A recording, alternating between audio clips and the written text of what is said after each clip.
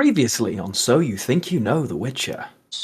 Preparing for the show, so I was, reading a bit the lore information, and I realized that Dandelion, during the books, he's actually in his 40s, which very, very unusual, right? And he kind of feels like a young man, but this is kind of one of his traits, that he's looking younger than he is. So half a century of poetry is not even a huge exaggeration on his side, I guess. I will go with option B. Okay, I will lock in option B. I didn't realize he was that old either, actually. But we will lock in option B. All of your lifelines are used. Because my gut reaction to A was like, it can't be a century of poetry. That's probably the answer, but I'm gonna lock in with B anyways because it makes sense in my brain, even if it's wrong. It's a very difficult question. There's so many different things. I could genuinely see him putting any one of these. We have locked in D. It is your final answer. Will it be enough?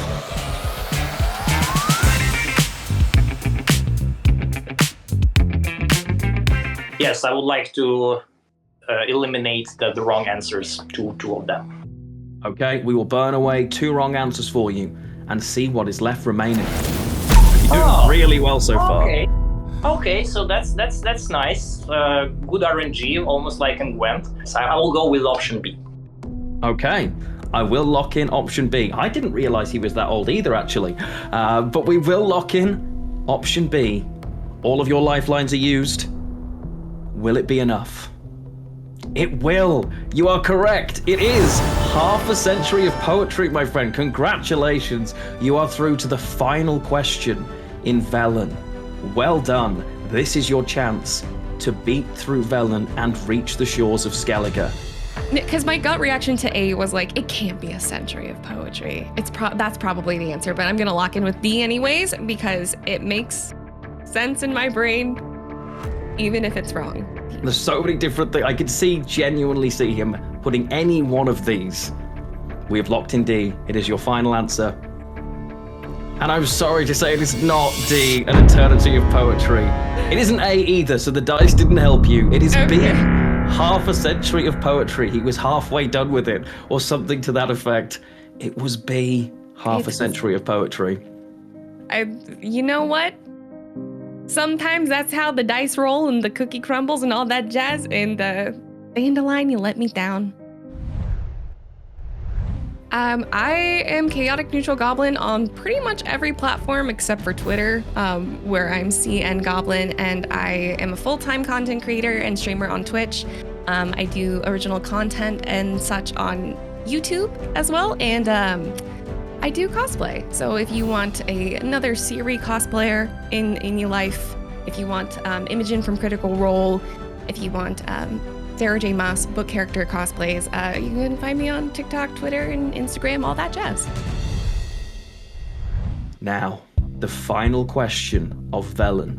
Ciri spent lots of time on Skellige as a child, which is where she learned to ice skate. A skill that proved invaluable when she needed to evade her pursuers. Where? A. The Tower of Swallow.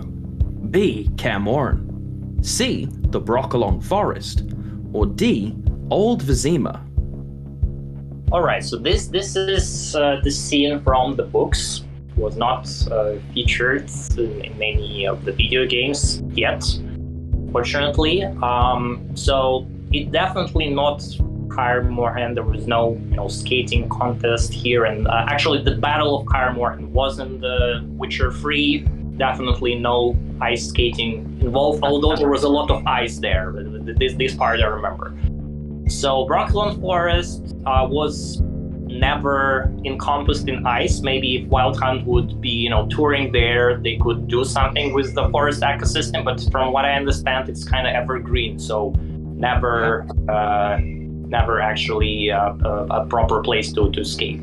Old Vizima, it could be an option, but fortunately I do remember this moment from the books really well, and it was near the Tower of Swallow, where Ciri escaped the Nilfgaardians who were after her, and she escaped, I think, also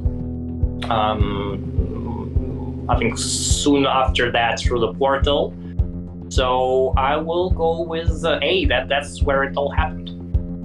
Okay. Again, wonderful process of elimination. Love to hear that you were doing your research as well. I'm going to lock in A, the Tower of Swallow. This is to clear Velen. It's correct. You have cleared through Velen. A, the Tower of Swallow. What more can I say that you didn't say? You are completely correct. Well done, and congratulations, you have made it through Velen. Really tricky. My friend, the shores of Skellige await you. Well done.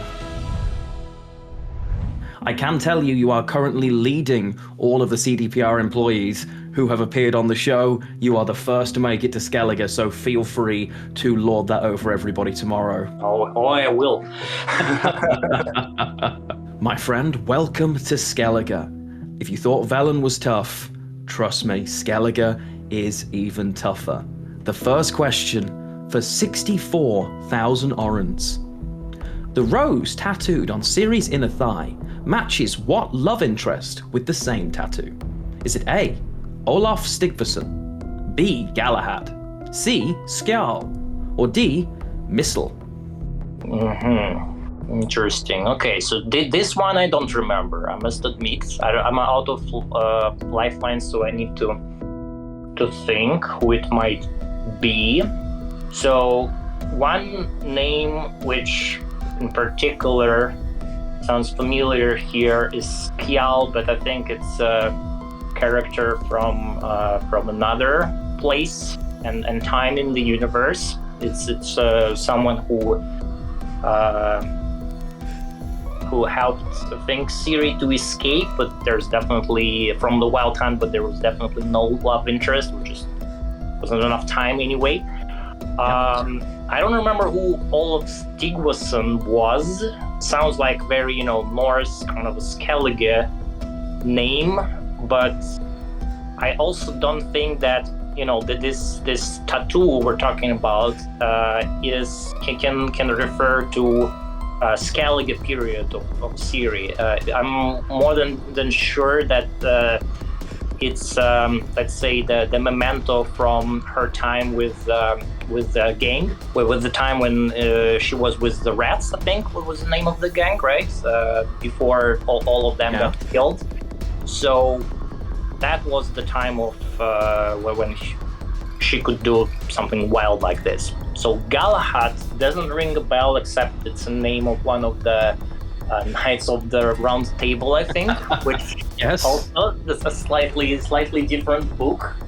Although there is a connection, right, between Arturiana and the Witcher, like Lady of the Lake, etc. So it's not completely wild shot. But I will go with Missile here simply because I think it's kind of a plausible name for someone in this gang to have. Although I don't quite remember the character, I must admit.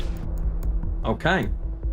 So you'd like me to lock in D, Missile, as your final answer? With some hesitation and doubts, yes, please lock D. Okay. Your confidence is reassuring. You went through a fantastic process of elimination the whole way through. Is it going to let you down this time? No, it's not. You are correct. It is D, Missile. The way you have gone through that, even the detail of, I don't feel like this tattoo would fit her time in Skellige. Incredibly impressive. Maybe Skellige won't be as tough as I thought for you, my friend. 64,000 orens ready and in the bank. Who is the only member of Stefan Skellen's original gang to survive the events depicted in the books?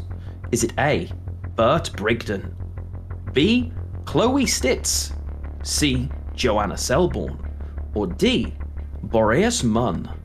Okay, so it's another question straight from the books. So Stefan Skellen's original gang, this gang was like this crew that was tasked to capture Ciri. And yeah, definitely not all of them made it through the end. I must admit I don't know the correct answer here. Okay. So let's think about it. So Joanna and Chloe, judging by the names, those were ladies in this gang. I don't quite remember what happened with them. Bert, Bridgen, no, doesn't ring the bell. So Boreas Moon definitely does sound familiar. I'm trying to remember if I know anything about this character, Boreas Moon. Yeah, I think it's a bit of a wild guess or a gut feeling, but because Boreas Moon is the only name that really does ring a bell for me, I would have to go with him, simply because I don't remember a thing about anyone else out of this. I mean, hey, if you're going to go with your gut, you may as well actually listen to it. So, we've heard of Boreas Moon, and you would like me to lock it in as your final answer. Yes, please, let's go with D. Will this be your final steps here in Skellige? It's been a wonderful ride. You've been fantastic. You really have. But we're not done yet, because it is D. Boreas Moon, it is going on in Skellige. The question marks are being rapidly completed. Side quests are being swept away before you. Leshen first appeared in which 2014 comic series prior to their appearance in The Witcher 3 Wild Hunt? What was the name of it? A. Curse of Crows. B. Fading Memories. C. House of Glass. Or D. Witch's Lament.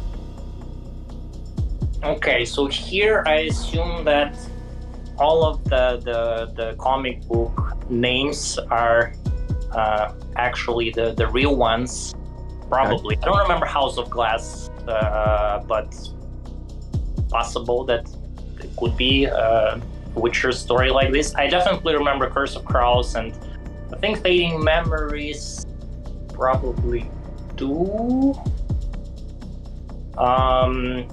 Witch's Lament, nice catchy name. Not sure if it was the comic book with this name or not. Yeah, like if I had a lifeline, to call to a friend to ask, I would definitely call to Raphael Yaki, who is the main comic book guy here around at CDPR. He would definitely know this. 100%. Yeah, I would have to go also once again with my gut feeling here. So Leshen is such an important and I think iconic monster that he probably, like, his appearance would somehow